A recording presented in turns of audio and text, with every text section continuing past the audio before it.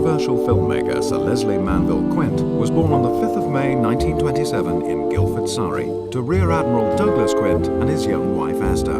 Yet even by the repressed standards of the 1920s, the Quints' marriage was turgid. I do remember there was 1 month where they didn't speak at all.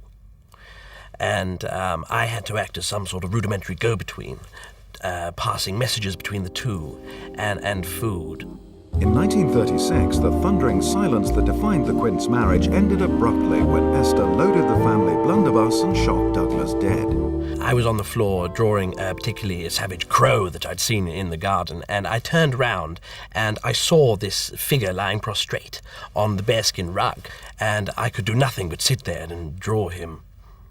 I kept the blunderbuss that killed my father, firstly because it was a very valuable heirloom, and second of all because it represents for me a time that we were all together. Pleading insanity at her trial, the court ruled Esther was certainly troubled and, to her considerable dismay, she was incarcerated in Broadmoor Psychiatric Hospital. I did visit her once in Broadmoor. It was such a ghastly place, all the screaming and the tacky bed linen. I vowed never to go back, so I didn't. With his mother unable to raise him, things looked bleak for Leslie. Fortunately, fate smiled upon him in the form of his uncle, Oswald Quint. He introduced me to London, Mayfair, Soho, rough East End boozers where men without teeth would fight day and night.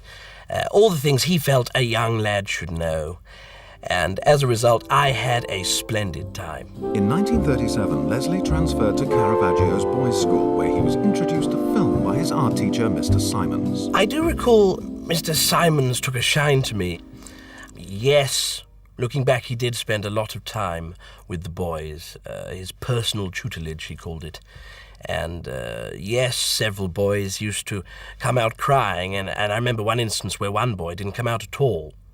But, I do believe the press blew the whole thing out of proportion, as they tend to do. Despite rabid encouragement from Mr. Simons, Leslie had little interest in academia and even less interest in Mr. Simons. Upon graduation in 1946, he followed in his father's footsteps by joining the British Merchant Navy. Did I want to see the world? No, it was a mistake. I was visiting a new friend of mine, a sailor, on his boat, and I fell asleep in his hammock.